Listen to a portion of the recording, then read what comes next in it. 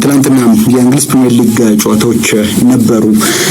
ትልቁ ትኩረት የነበረው ኦልድ ትራፎርድ ላይ የተደረገው የማንቸስተር ዩናይትድ እና አርሰናል ጨዋታ ነው። ከጨዋታው አስቀድሞ እንደው ሜዳ ላይ ካለው ጉዳይ ባልተናነሰ ሌላ ትኩረት የሚስብ ነገር ነበር የዚህ የደጋፊዎች ተቃውሞ እና ብዙ ደጋፊዎች በሺዎች የሚቆጠሩ ደጋፊዎች ከጨዋታው መጀመሪያ አስቀድሞ ኦልድ ትራፎርድ ዙሪያ ጥቁር ለብሰው የተለያዩ ጭሳጭሶችንም እንደዚሁ እየተጠቀሙ ከፍ ያለ እንደገና ደግሞ ጽሁፎችንም ጭምር እያሳዩ ቡድኖችን አይናችን እያየ ሜዳ ውስጥም ሆነ ከሜዳ ውጭ ቀስ ብሎ ነው ይሄ የዝግታ ሞት ነው እና ህመም ያለው ሞት ነው የሞተ የሚገኘው የሚል መልእክት ያለውን ጽሁፍ አንስተው ለአመታት የግሌዘር ቤተሰቦች ላይ ሲያሰሙት የነበረውን ተቃውሞ ቀጥለው ግን ደግሞ አዲሱ የማንቸስተር ዩናይትድ 1/3 አካባቢ የሚሆን ድርሻውን የገዙት ሰር ጂም ራትክሊፍ በትላንትናው ተቃውሞ አልቀረላቸውም። እሳቸው የግሌዘር መንገድ እየተከተሉ ነው፣ እንደገና በዚህ በክለብ ውስጥ ያለውን ታማኝነት ሸርሽረው እያጠፉት ነው በሚል እሳቸው እየወሰዱ የሚገኙትን የሰራተኞች ቅነሳ ጉዳይንም አምርረው ተቃውሞት ነበር። ሜዳ ላይ የተመለከትነው የጨዋታ እንቅስቃሴ እንደው ከዚህ ቀደም የረጅም ዓመታት ትውስታችንን የሚመስል አይደለም። በተለይ በመጀመሪያው አጋማሽ እጅግ በጣም ቀዝቃዛ ጨዋታ ነበር። ማንቸስተር ዩናይትድ ከትልልቆቹ ቡድኖች ጋር ሲጫወት በተለይ በሩበን አሞሪም ስር ይሄ መሰልጠን ከጀመረበት ጊዜ አንስቶ ከትልልቆቹ ቡድኖች ጋር ሲጫወት እንደሚያደርገው በጣም ጠንካራ እና ደግሞ በደንብ የተደራጀ ለተጋጣሚው ክፍት ቦታ የማይሰጥ የአደጋ መፍጠሪያ ክፍት ቦታ የማይሰጥ የተደራጀ መከላከልን ከፈጣን የመልሶ ማጥቃት እንቅስቃሴ ጋር ለማጣመር ያቀደ የሚመስል የጨዋታ እንቅስቃሴ ነበር የዩናይትድ ተጫዋቾች ለመተግበር ሲሞክሩ የነበር። የአርሰናል ተጫዋቾች አደጋ የሚፈጥሩበትን ቦታ የመንፈግ አይነት አቀራረብም ነበራቸው። በሶስት የመሃል ተከላካዮችና በሁለት የመስመር ተመላላሽ ተጫዋቾች ነው አይደል? ይሄ በተለምዶ ባክስሪ የምንለው ወይም በሶስት የመሃል ተከላካዮች ብቻ ሳይሆን አጠቃላይ በአምስት ተከላካዮች ነበር ወይም በአምስት የመጨረሻ ተከላካዮች ነበር ቡድኑ ሲጫወት የነበረው። እነሱን ደግሞ የሚያገዙ ተጫዋቾችም ነበሩ። ካሴሜሮና ኤሪክሰን በእድሜ የገፉት እነዚህ ሁለት አንጋፋ አማካዮች የተጣመሩበት ጨዋታ ነበር።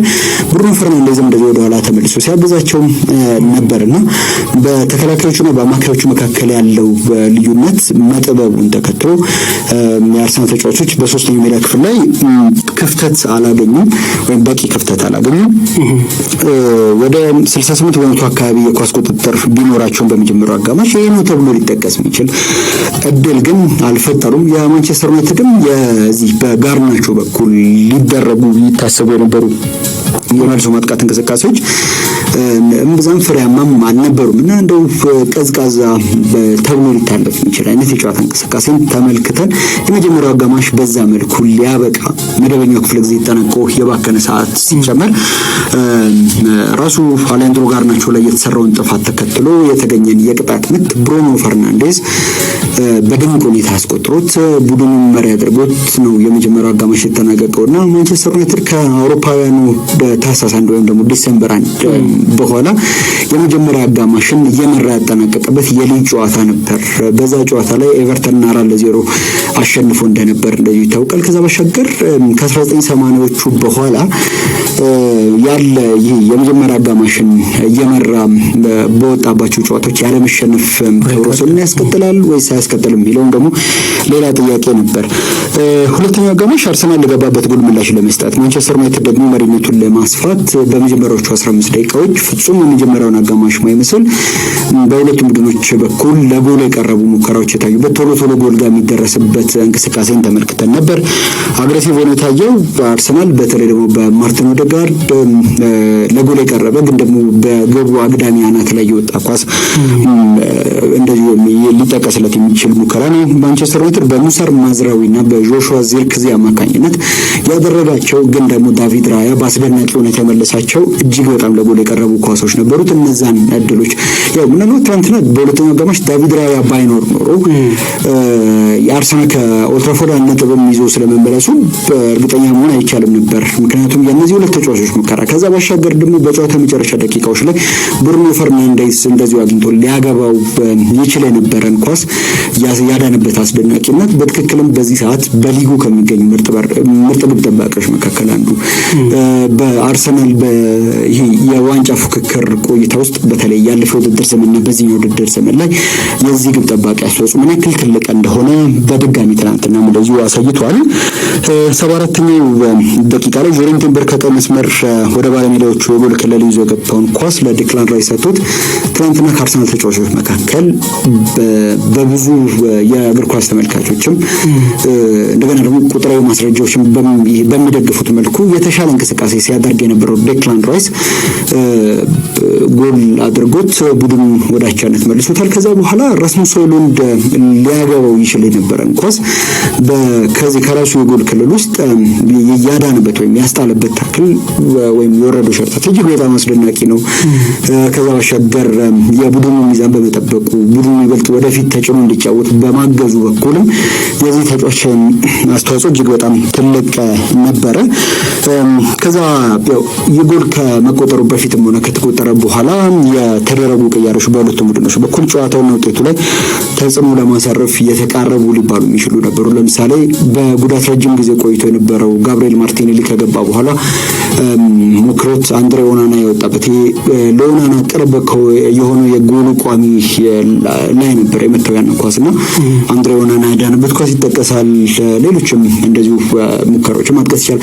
በማንቸስተር ዩናይትድ በኩልም የተደረጉት ቅያሬዎች በተለይ ደግሞ የኤደን ሃይቨን በሌኒዮሮን ቀይሮ ከገባ በኋላ ያደረገው እንቅስቃሴም በጣም ጥሩ ተብሎ ሊጠቀስ የሚችል አይነት ነው። ግን ጨዋታው በዚሁ የአንድ ለአንድ ውጤት ነበር የተጠናቀቀው እና ከጨዋታው መጠናቀቅ በኋላ አሰልጣኝ ሩበን አሞሪም በሁለቱም ተጫዋቾች ብሩኖ ፈርናንዴዝ እና ተቀይሮ ያስገባው የ18 ዓመቱን የቀድሞ የአርሰናል ተከላካይ ኤደን ሃይቨንን በጣም አድንቆ ነው እንግዲህ ከጨዋታው በኋላ አስተያየቱን እየሰጠው በተለይ ደግሞ ኤደን ሃይቨንን አንድ ምርጥ ተጫዋች እንዳገኘን ዛሬ ማረጋገጥ ይቻላል፣ ይህን ስም እንዳትረሱት ኤደን ሃይቨን ይባላል ብሎ እንግዲህ አድንቋል ተጫዋቹን። ሚኬል አርቴታ ከጨዋታው በኋላ የድህረ ጨዋታ ጋዜጣዊ መግለጫ ከመስጠታቸው አስቀድሞ አንዳንድ ፍላሽ ኢንተርቪው ሰጥተው ለየብቻቸው ከአንዳንድ መገናኛ ብዙሃን ጋር ከአንደኛው ጋር የቃለ መጠይቅ ለማድረግ በቀረበ ጊዜ የዋንጫ ፉክክሩ አበቃለት አይደል ብሎ ሲጠይቀው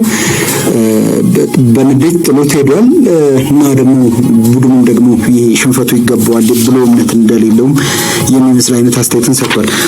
ውጤቱን ተከትሎ አርሰናል አሁን 55 ነጥቦችና 28 የጎል ክፍያ ይዞ ሁለተኛ ደረጃ ላይ ነው የተቀመጠው። ከሊቨርፑል አንድ ጨዋታ ያነሰ ነው ያደረገው በሊጉ።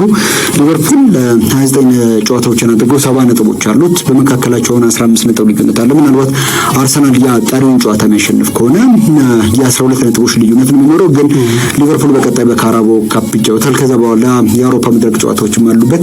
ሊቨርፑል ቀጣዩን የፕሪሚየር ሊግ ጨዋታ እስኪያደርግ አርሰናል ሁለት ተከታታይ የሊግ ጨዋታዎችን ያደርጋል እና ምናልባት በመካከላቸው ያለውን የነጥብ ልዩነት አጥብቆ ጫና ሊፈጥር የሚችልበት እድል ሊኖር ይችላል። ዩናይትድ ከተመሳሳይ 28 የጨዋታ ቁጥሮች 34 ነጥብና 6 የጎል ዕዳ ይዞ 14ኛ ደረጃ ላይ ነው የተቀመጠው።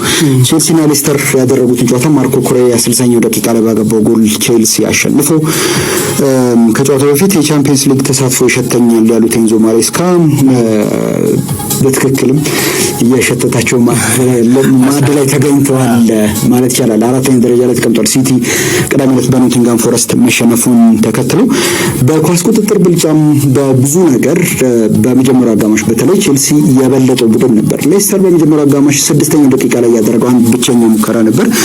ከዛ በኋላ ግን ኮል ፓልመር እና ጄለን ሳንቾ እና ሌሎችም የቼልሲ የማጥቃት ባህሪ ያላቸው ተጫዋቾች በተደጋጋሚ ወደ ሌስተር ሲቲ የጎል ክልል ለመድረስ ቢሞክሩም የመጨረሻ ውሳኔዎቻቸው ጥሩ አልነበረም። 22ኛው ደቂቃ ላይ በሳንቾ ላይ በተሰራ ጥፋት የተገኘ ፍጹም ቅጣት ምት ከመታ የማይስተው ኮል ፓልመር እድሉን አግኝቶ ነበር። 13ኛ የሊግ የፍጹም ቅጣት ምት ነበር፣ ግን ደግሞ ስቶታልና የ100% የነበረ የፍጹም ቅጣት ምት የማስቆጠር ብቃትና ንጻሬው በትናንትናው ዕለት አብቅቷል።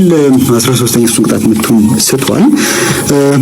የመጀመሪያው አጋማሽ በእንደዚህ አይነት በቼልሲ ፍጹም የበላይነት ከተጠናቀቀ በኋላ በሁለተኛው አጋማሽ ሌስተር ጥቂት የመንቃት አይነት ምልክቶችን አሳይቶ ነበር፣ ግን አልሆነም።